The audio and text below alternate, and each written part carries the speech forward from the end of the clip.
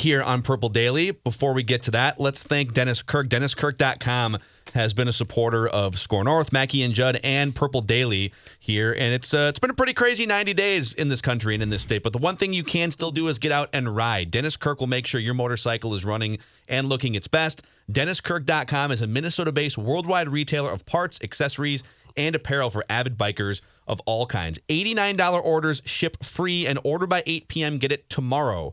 DennisKirk.com. Order today and get it tomorrow. And welcome in to Purple Daily. Phil Mackey, Judd Zolgad, Declan producing, and Courtney Cronin. Welcome back to the show.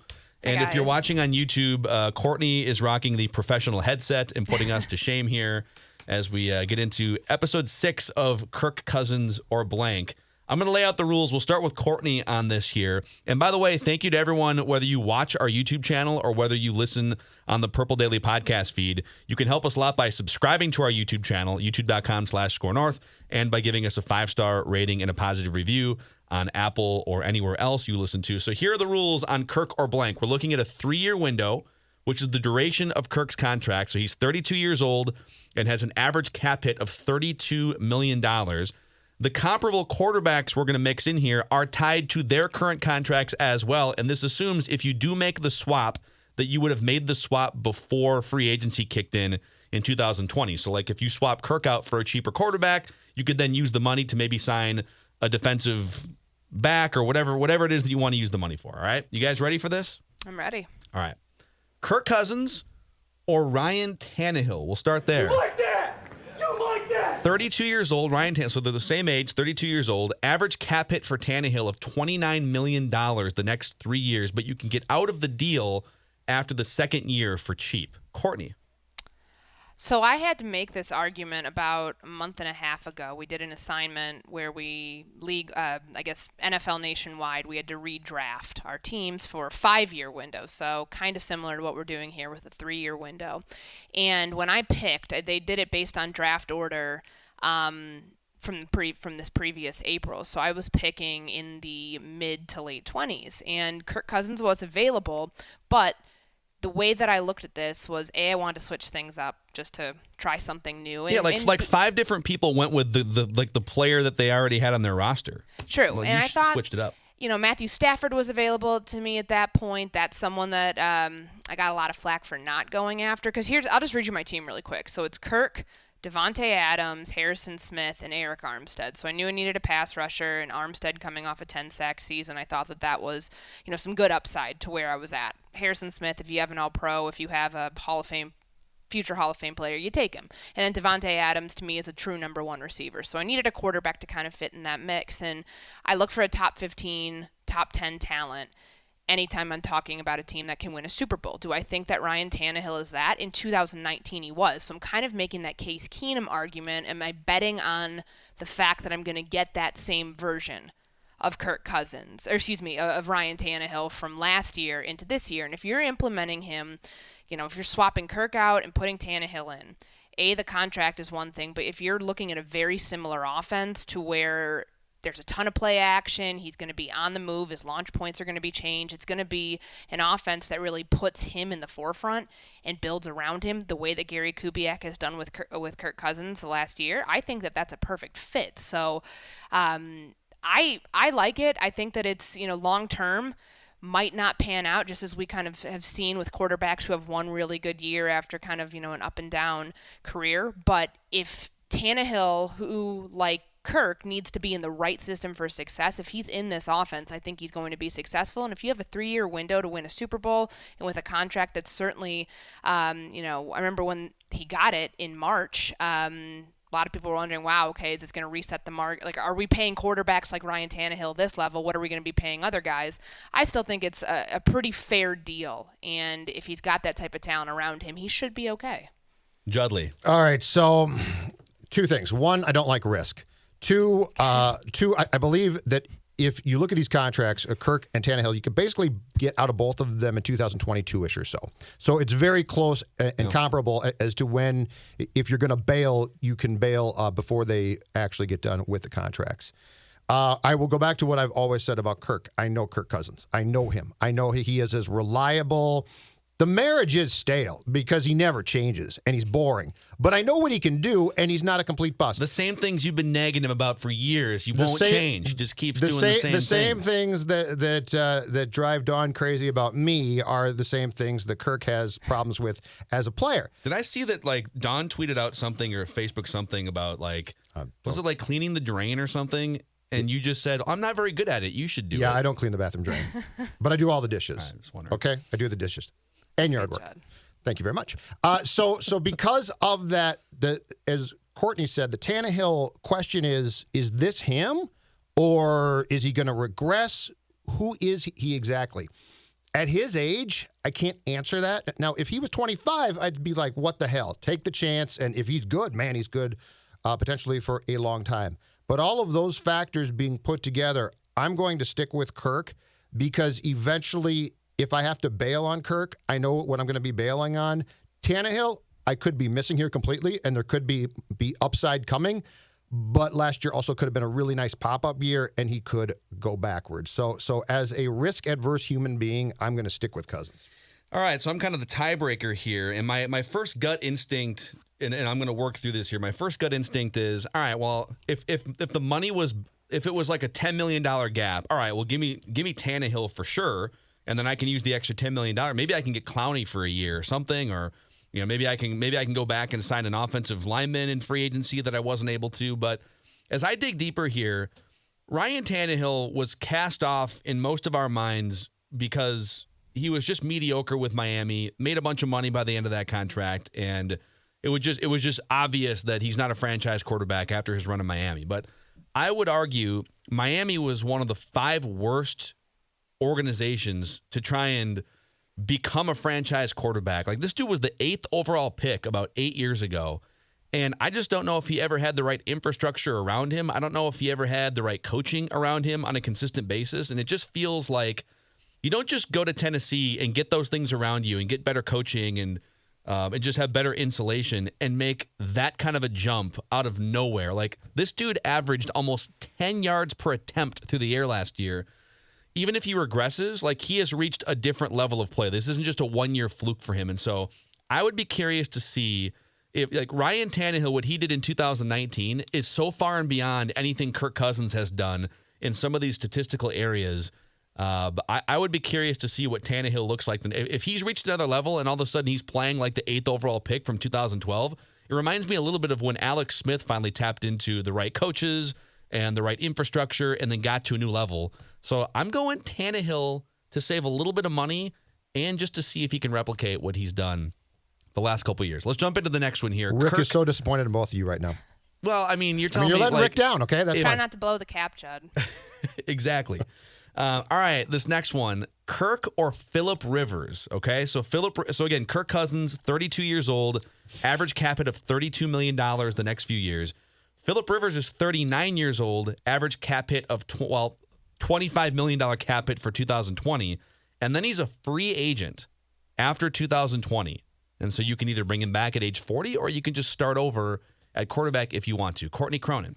I'd probably take Kirk in this circumstance. I mean, he's on a 1-year deal, right, with the Indianapolis Colts, and we know that he's getting up there in age. How much longer does he have to play? So if I'm thinking, I guess you could say the win now argument, worry about whether you're going to re-sign him later and see what he can do. I mean, his yards per attempt were just under Kirk. He was like a 7.8 yards per pass last year. I mean, that's, you're not going to get the deep ball anymore with Phillip Rivers. The accuracy, unless there's a lot of wind. I mean, that would be the only. I just remember watching him at that game, Week 15 in Los Angeles last year, and thinking that that's not the version of the guy that we have all, come to just love his sideline antics and, very clean trash talking and just all of that. I mean, I think that you're seeing the decline right now. Again, could it be a product of if you're in the right situation, good offensive line, things that he did not have, that final year with the Chargers, maybe. But I still think that for where Kirk is in his career, kind of in that time, 31, 32 years old when he's in his prime, I think that that's probably a better bet. But you could take a flyer on a guy like Phillip Rivers and say, okay, well, if you're giving yourself a 1-year Super Bowl window and it's a much cheaper price, then you can go out and get another piece. Like Judd said, I mean, they need a pass rusher if they're not going to go with a Fadio Denebo to replace Everson Griffin. So, I mean, maybe you would get a Clowney, or maybe you would have been able to get somebody else that was on the open market during free agency. But long-term, Phillip Rivers wouldn't be the answer for me.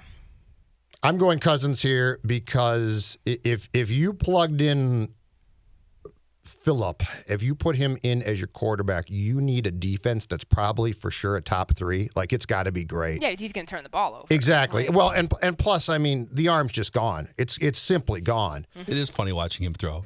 It's not funny. It's sad. He should retire. He's always had a weird motion, but now it's like he's got a frayed labrum and a weird motion, and so dude was it's not even checking down. Just it's walk. Just walk away, okay? Weakness. Seriously. In fact, you know what? Invoke the old man COVID-19 rule and tell him he can't play because he's too damn old, and if he gets sick, Phillip, he might die. Okay. Your age puts you at higher risk. And you got all those kids. God knows yeah, he's what. Got like 9 of them. Yeah.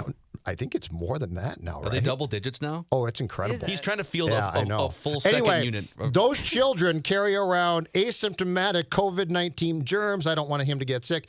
But no, if this was a conversation about 3 or 4 years ago and I could get him cheap for 1 year and my defense was really good, I might make that exchange. But I don't see it. Not in 2020. All right. I go Kirk. All right. You know me and Phillip Rivers. I know you love him. I love Phillip Rivers. Do it. He's so much fun. Take him. And it kind of reminds me of, like, he just needs a little bit of a jolt. Like, look at Brett Favre late in his career in Green Bay, and then when he threw 20 picks. In fact, Declan, can you look this up real quick? Brett Favre's one season with the Jets. I think he was 38, and I think he threw 23 touchdowns and 20 interceptions. His labrum was torn, though. Well, Phillip Rivers What's the clearly excuse has, for Phillip clearly Rivers? Yeah, I don't know what he Phillip belongs Rivers in a injury nursing home. Is it possible Phillip Rivers is left-handed? And we just haven't known. Don't know. Point. Well, we find out. I think he put up the exact numbers at the exact age Brett Favre did in his age 38 season. Is it 23 touchdowns, 20 picks? It was his 39 season. 22 touchdowns, 22 picks. Exactly okay. the same. So it's pretty much the same. Yep. So I'm saying I think there's like one more year of life in Phillip Rivers somewhere. And here's the best part. Yeah. You save $7 million. You go back and you spend your $7 million on whatever upgrade you can get in free agency or a trade where you absorb some salary. And then you draft Tanner Morgan, mid to late first round, and you've got your $7 million instead of your $32 million quarterback who's 22 years old, or whatever college quarterback you want to draft in the first. You're not going to get Lawrence because you're not going to be bad enough. Although Phillip Rivers gives you a better chance to train wreck and go 3-13 if it doesn't work. Well, yeah, than Kirk that's the Cousins goal. does. So like Kirk Cousins guarantees you're going to be 7-9 at worst. Phillip Rivers, you could get the upside of 11-5 if he comes back, or you could train wreck and go, 3-13 and draft number 1 overall. You really saying. just justified Phillip bleeping Rivers as your quarterback. It's more just because I love Phillip Rivers. I know you You do. like that?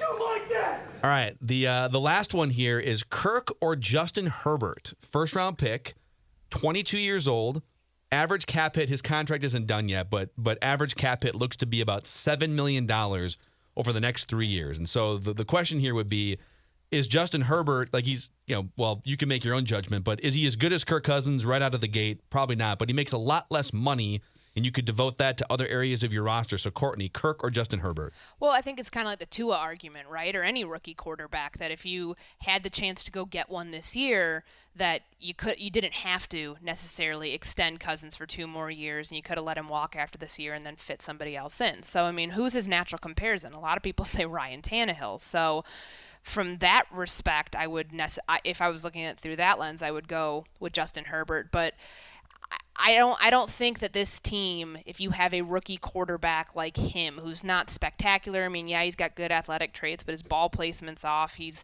he can be accurate, but he can also throw some passes that really make you scratch your head. I don't know if they'd have enough time, just given the circumstances of the offensive line right now, Adam Thielen and where he's at in his career and the age. I mean, yeah, they do have Justin Jefferson, so you'd have guys to grow with him. You'd have pieces to grow with him. But I would still take Kirk in this, if we're looking at this 3-year window, because I don't think Justin Herbert is a quarterback that's going to be able to get that done in 3 years. This pains me, but I'm going to go with the Homer hat trick. I'm going Kirk again. Justin Herbert, I have not heard nearly enough good things to justify his draft position. Yeah. Like Tua, I'm all in. If it was Tua, Tua, it would be a no-brainer. And actually, I did pass up on Tua in the initial draft, which I kicked myself on that one. But yeah, no, I mean, I'm with you, Joe. You're fired, Cronin. You're out. You already told me that Rick is going to be so disappointed in me. I'm sure if he heard this one, he'd be extra disappointed. Yeah. Again, I'm disappointed. But no, if Herbert's scouting report was, pretty good, and the development, because I do love the contract. I love saving. But my feeling with Herbert is it's like 60-40 as to if in a few years I'm going to kick myself and have to get another quarterback. I'll always come back to this. It's maddening to a certain degree, but the one thing with Kirk is the stability. Like, he's going to play. He's probably not going to get hurt. He might get sick. I don't know about that. Hopefully not. But the stability of Kirk Cousins is pretty much there. Like, there's not a lot of surprises. If a guy comes from Kirk's blind side, there's a good chance he's going to cradle the ball and fall down crying or fumble. He's going to make some dumb passes, but not a ton. Herbert, I have no idea, but as a person that lived through the Christian Ponder experience of, oh, whoops, that was not the guy, that's a miserable experience to go through. So I'm going all Kirk on this exercise. All right, I'm going Kirk as well. I'm not gonna go 0 for 3 on these. And so my justification on Tannehill was, well, Kirk, by some measurements, Kirk was a top 5 quarterback. PFF had him as a fringe top 5 quarterback. Other measurements were top 10. Ryan Tannehill was consistently better than Kirk across the board in most categories last year. So that's my Tannehill justification. Phillip Rivers is mostly just nostalgia, and I also can start over after a year, which is kind of fun at quarterback. But I draw the line. Like, the Vikings are, at least, like, with all of Kirk's flaws that we nitpick, the total package is still a fringe top 10 quarterback. Like, we've done all kinds of quarterback rankings the last couple months, and we've looked at different quarterback rankings. And like, the lowest you'll see Kirk is 12th or 13th. Yes. The highest is sort of fringe top 5 with guys like Brady getting old and Drew Brees being injured. So I'm not just going to, like, I get that you're saving $25 million to the cap potentially with Justin Herbert, and that is appealing to build out the rest of your roster. I'm with you guys. If it was Tua, it's a no-brainer. Herbert seems like more of a project, and I would rather just have the next 3 years of a sure top 10 quarterback and Kirk Cousins. And how can you even guarantee? I mean, when we talk about what's necessary to build a Super Bowl team, in my opinion, it's top 10 to top 15. And even when you're at the top 15, when you're a top 15 quarterback, you're going to have some good and bad seasons. You're never going to have a consistently great season, a great campaign, because then you'd be a top 5, top 10 quarterback. When you start to trail off there and you're like 13, 14, 15, well, there's the risk that you're going to be the bad version of yourself. Like, we've seen bad Kirk and we've seen good Kirk, just like you mentioned, Phil. I mean, you look at his numbers from this past year, and there's several that make you think, wow, MVP candidate for a couple weeks. Like, what was it, the month of October? Yes. When they were playing like the Lions and the Giants, and everybody thought he was great.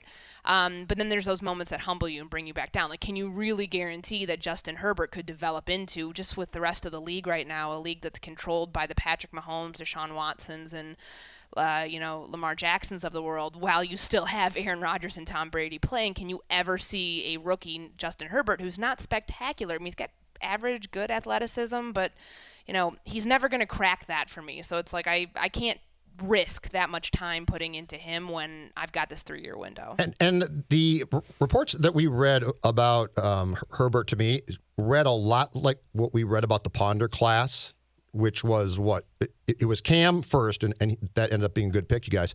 But after that, it was Jake Lockers and the Blaine Gabberts and the Ponders. And those reports were all very sketchy of, well, it could work out really well if and but. Yeah. But they all had flaws that Herbert shares some of.